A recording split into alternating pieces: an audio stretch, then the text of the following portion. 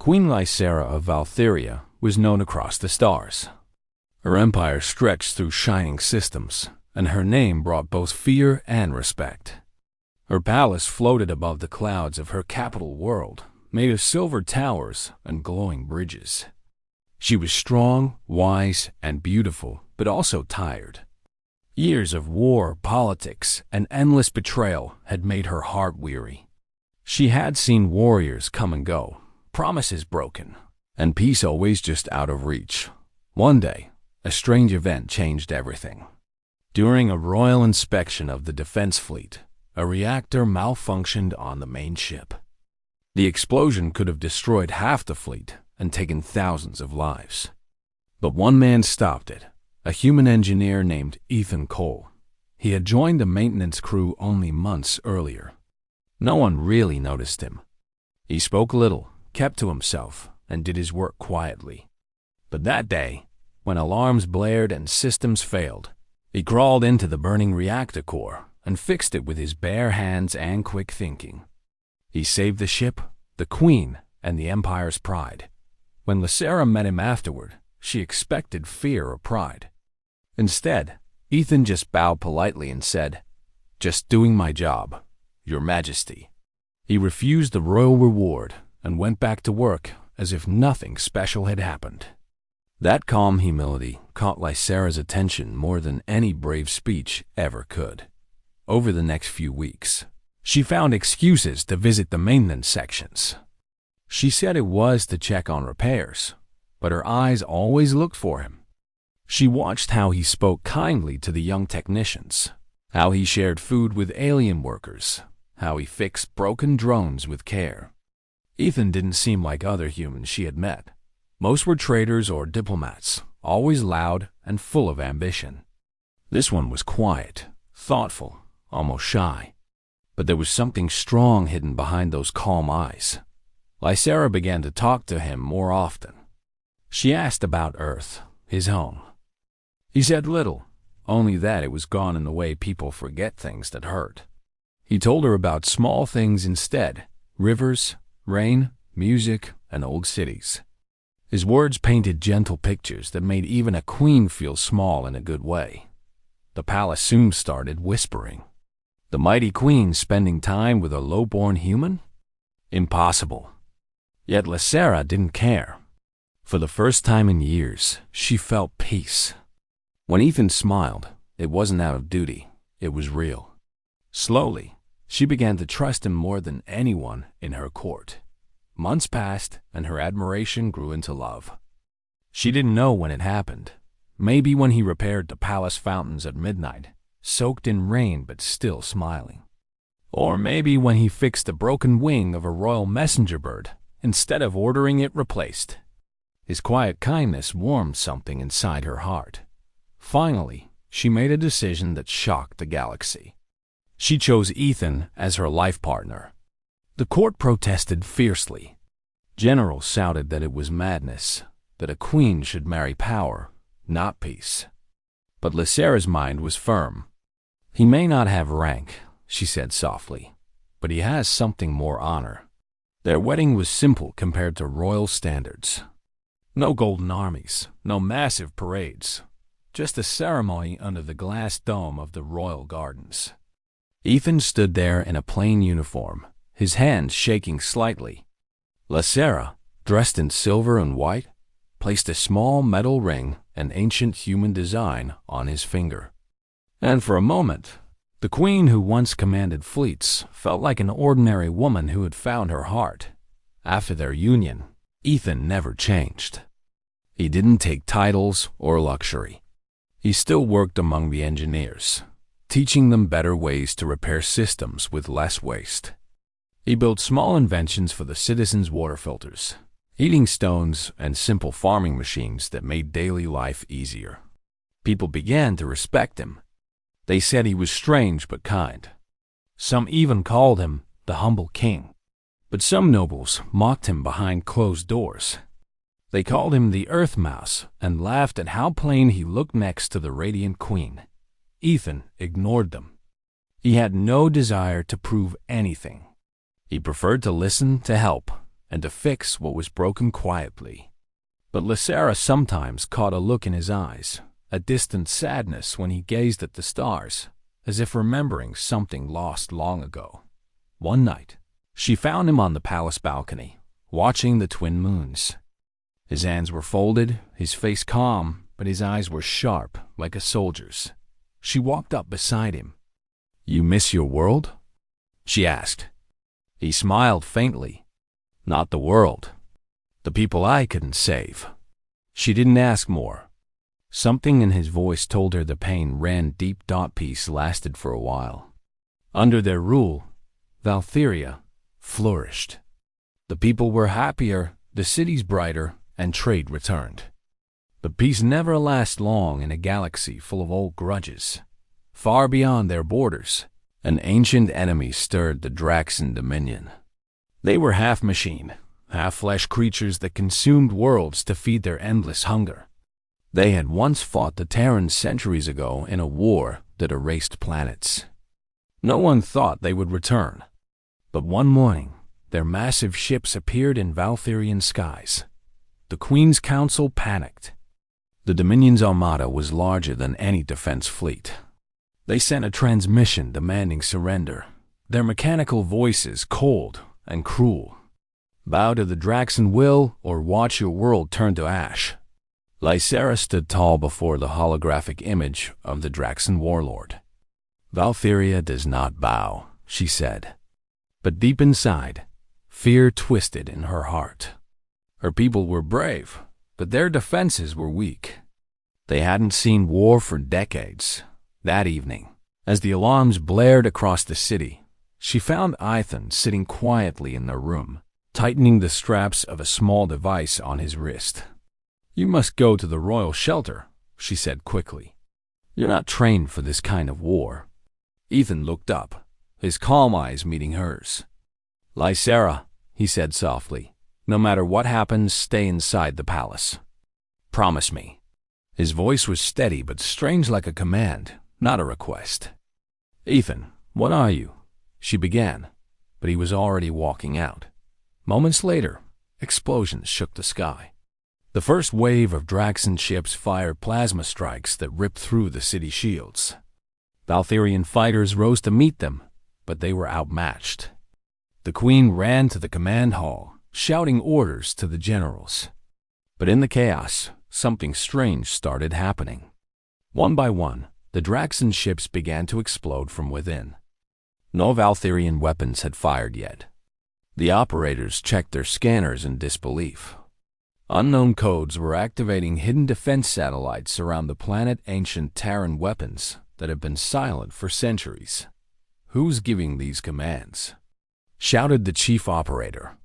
Then a familiar voice came through the palace comms, calm, clear, and full of quiet authority. "This is Commander Ethan Cole of the Terran Vanguard. Activating orbital defense grid Delta 9. All civilian ships fall back." The room went silent. The Queen froze. "Commander? Terran Vanguard?" Those words belonged to history books. The Vanguard was said to be humanity's greatest defense force, wiped out long before Valtheria's rise. She turned toward the large viewing screen, and what she saw made her heart stop. There, standing on the outer balcony of the palace, surrounded by glowing energy fields, was Ethan. But he was no longer in his plain clothes. A sleek metallic armor unfolded from the device on his wrist, wrapping around him like living steel. Blue light ran through the seams, and the Terran insignia, a golden eagle wrapped around a star, glowed on his chest. His calm eyes now burned with command and purpose. The sky above Valtheria turned into a storm of fire and light. The Draxan ships filled the heavens like black clouds, firing their plasma beams into the city below. But then came something no one had seen in centuries. Hundreds of blue energy lines shot upward from the mountains, oceans, and deserts, hitting the invaders with deadly precision. Old Terran defense satellites, hidden for generations, were coming to life again. Ethan's voice echoed through the palace systems. "Grid Alpha engaged. redirecting power to planetary shields. His tone was calm and focused, like a soldier who had done this 1,000 times before. The officers and generals stared at each other in disbelief. The humble human they had once ignored was suddenly commanding more power than their entire fleet combined. Queen Lysera rushed to the command balcony, her heart pounding. Through the transparent shield, she saw Ethan standing alone, his armor shining like a star. His body moved with grace and purpose. Streams of holographic data surrounded him, showing battle maps and command codes. Every time he raised his hand, a new wave of weapons responded. Outside the city, the battle raged. The Draxan ships tried to adapt, sending swarms of smaller crafts to attack the planetary defenses. But Ethan was ready. "Activating Drone Wing 7, he ordered. From underground silos, thousands of Terran drones launched into the air, forming bright silver patterns that cut through enemy lines. The sky looked like a dance of light, chaos and beauty together. The Queen watched, frozen between fear and admiration. This was no modest man. This was a commander from a forgotten age. Hours passed. The Draxans began to retreat, but not without vengeance. Their warlord, a massive creature part machine and part living shadow, appeared on the main screen. His voice was cold and deep. "So, the last of the Terrans still lives," he said. "Your kind should have stayed buried." Ethan replied, his voice steady. "You made that mistake once. Don't make it again." But the Draxan warlord didn't come to talk. His flagship descended into the atmosphere, a dark metal mountain that blocked out the sun. The city trembled as it landed near the royal plains, its cannons charging to destroy everything. Ethan turned to the Queen through the comlink. "Lysera, get your people underground. I'll handle this." She shook her head, her voice trembling. "You can't fight that alone." He smiled faintly. "I've fought worse." Before she could stop him, he activated his armor's flight engines and rose into the sky. The blast of air shook the trees and scattered dust across the courtyard. Soldiers and citizens below looked up in awe as the human they once mocked flew straight toward the enemy flagship. Inside the ship, Ethan landed hard, his armor glowing blue from the heat. He moved through the dark corridors like a ghost. Draxan warriors charged, their mechanical claws sparking, but Ethan was faster. He used the environment, deflecting plasma shots, turning enemy weapons against them, and sealing doors behind him to protect civilians still trapped nearby. Every move was precise, professional, the work of a trained commander who had lived through 100 battles. Meanwhile, Queen Lysera stayed in the palace command center, refusing to leave. She watched his signal move deeper into the ship on the battle map. Around her, generals shouted reports and engineers struggled to maintain communications. The Queen's hands clenched tightly. She wanted to believe he would return, but deep inside, she knew he was risking everything. Finally, Ethan reached the core chamber. The Draxan warlord waited there, a towering figure with red glowing eyes and a body made of black metal and pulsing flesh. Energy cables ran from his back into the ship's walls, feeding him power. "I remember you," the warlord hissed. "You sealed the soul gates. You destroyed your own world to stop us." Ethan's voice was calm, but his eyes were cold. "And I'll do it again, if I have to." The warlord laughed. "You can't win, human. You're alone."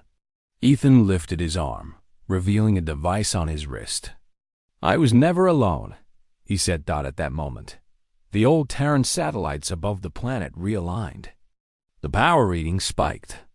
The Queen's technicians gasped as energy levels rose beyond safe limits. "He's channeling the entire defense grid," one shouted. Lysera's heart stopped. She opened the comlink. "Ethan, stop. You'll burn yourself out." His reply was soft, almost peaceful. "It's all right, Lysera. I promised you peace. Let me give it to you." Then, the entire sky lit up. A massive energy wave burst from the planet's orbit, striking the Draxon flagship head-on. The explosion was so bright that even the twin suns dimmed for a moment. The shockwave rolled across the clouds, shaking the mountains and sea. When the light faded, the flagship was gone, vaporized into dust. The people of Valtheria cheered. Across the planet, crowds gathered in the streets, shouting his name. The enemy fleet was retreating, their signals fading into the darkness of space. But in the command hall, Queen Lysera didn't cheer. She stared at the fading come signal from Ethan's armor. The line went silent. She ran from the hall, ignoring the guards' calls. Outside, the air was still warm from the blast. She flew on a royal skimmer to the battle site, searching the fields where the ship had fallen. Smoke and ash covered the land. Then she saw him, lying among the wreckage, his armor cracked and dim. She knelt beside him, tears filling her eyes. "Ethan," she whispered, touching his face gently.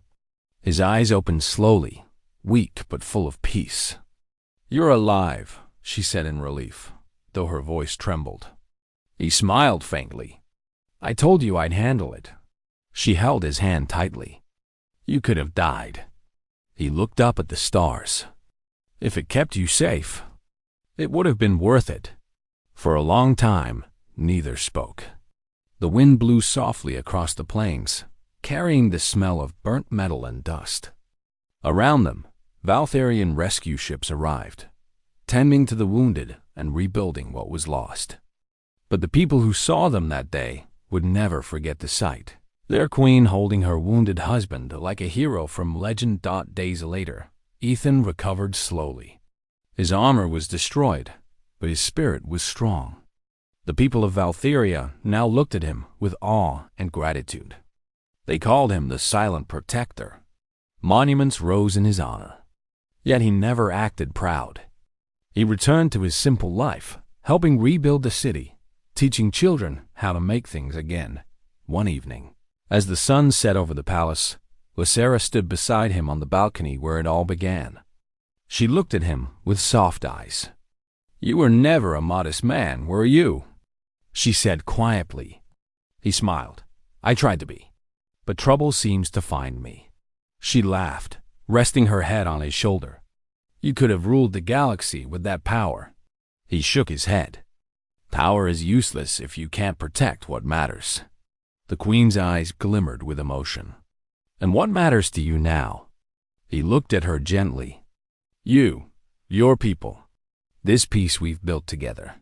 For the first time in her long reign, Queen Lysera felt truly safe, not because of armies or walls, but because of the human beside her. As night fell, stars filled the sky again, brighter than before. Somewhere out there, the Draxons still lurked, but for now, the galaxy was quiet. Valtheria thrived, guided by a queen of wisdom and a man of humble strength. And across the empire, the story spread, how a human once thought ordinary became the savior of a world, proving that courage doesn't always shout. Sometimes it speaks softly, fixes quietly, and only shows its fire when the universe needs it most.